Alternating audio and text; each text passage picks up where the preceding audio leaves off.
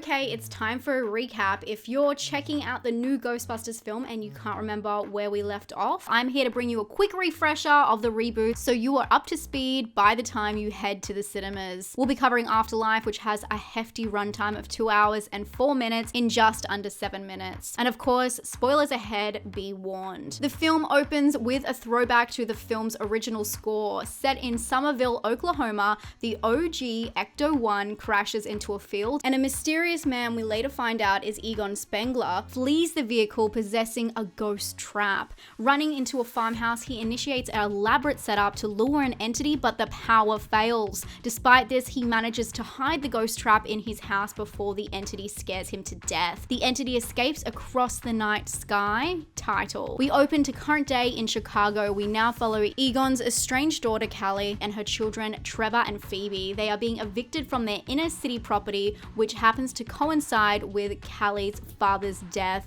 and he has left her this farm property that we saw in the opening scene. The house has, well, character. Cue angsty teen Trevor, who's whining about moving to the country, while Phoebe, who got the inventor gene, is excited by the spooky residence. But Trevor's tune soon changes when he meets Lucky, who works at the local roller burger joint, and he applies for a job there. Phoebe starts to experience strange phenomena in the house and begins a game of chess with a ghost. But soon her world expands as she enrolls in a summer science class taught by Gruberson, aka Paul Rudd. They both theorize why this small town is experiencing frequent earthquake-like tremors. And here she also meets Podcast, who gets his name from his passion for his conspiracy podcast, which he is forever recording. They become fast friends, and Podcast takes her to the abandoned mine and reveals these ancient carvings, which he explains mysteriously appeared one day. When Phoebe gets home, she follows some spooky clues that lead her to find the ghost trap her grandfather hid. She takes it to summer school, where Gruberson identifies it as a ghost trap, linking it to the events of the original Ghostbusters movie. And they open it, unleashing an evil spirit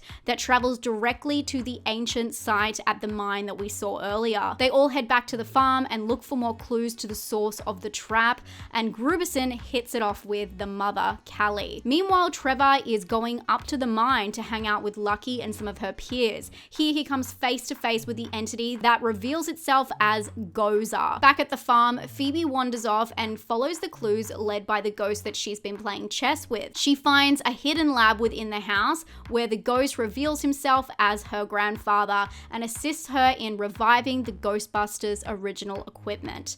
They start experimenting with the proton pack and encounter a ghost they dub Muncher, who takes off into the town center. And after Trevor repairs the Ecto-1 he found in the garage, Phoebe, Trevor, and Podcast take off chasing Muncher. They are successful in locating, chasing, and capturing the ghost in a very exciting scene, but are soon caught by the police, who arrest them for damages that happened while they were hunting down the ghost, and their equipment is confiscated. In the lockup, it's revealed that Lucky is the daughter of a police officer. While in jail, Phoebe uses a Ghostbusters contact number she found to reach out to Ray Stantz. She lets him know that Egon has died. Ray reveals that the crew did not end on good terms with Egon. After they defeated Vigo the Carpathian in the second film, Egon took off with the group's equipment. Gruberson and Callie, who are on a date, then show up to get the kids out of jail. Callie and Phoebe have a fight when Phoebe shows resentment for not knowing that her grandfather was a scientist, and Callie reveals the true pain that she felt after being abandoned by her father. And to cleanse our palates from this emotional scene, we get the best part of the film. Gruberson's run in with a sadistic Stay Puffed mini marshmallows. This leads him to come face to face with what we will find out is Vince Clortho, the key master. The next day, the kids meet up to find out more about Gozer, who Trevor saw at the mine. He was a Sumerian god who walked amongst the living. They uncover the Gazarian temple within this mine. Back home, Callie discovers the shrine that her father had dedicated to her, revealing his true feelings for her, but suddenly she's attacked by Zool, the gatekeeper. It possesses her body, mirroring Sigourney Weaver in the original film, and it's revealed that Vince Clortho from the first film is possessing Grubauson now. The kids figure out that the whole farm property was actually a trap constructed by Egon, a giant capacitator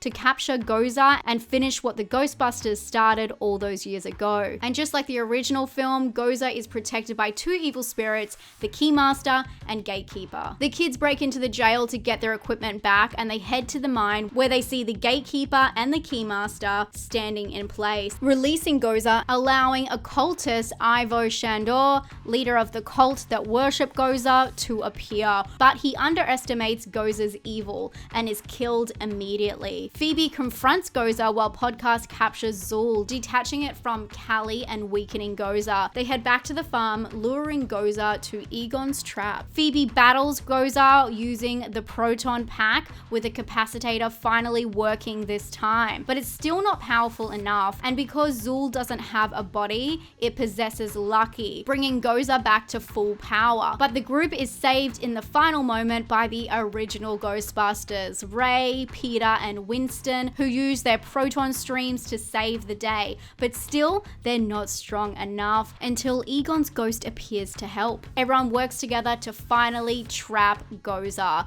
Lucky and Gary are free from their possession, and Egon is finally able to pass on. His work here is done. We go to credits, but we do have a mid-credit scene with a fun throwback to Peter Venkman and Dana Barrett. And then there's an end of credit scene where Winston is now a prosperous entrepreneur and a family man, and he restores the Ecto-1 and returns it to the firehouse, where a flashing red light hints at future projects for the Ghostbusters. So what's next for the Ghostbusters? Well, we have a solid reboot cast with the OG's story now blended in, and I can't wait to see them battle evil together in Frozen Empire. If you liked this video or found it helpful, please give it a thumbs up and be sure to share it where you can. Stay safe and stay spooky.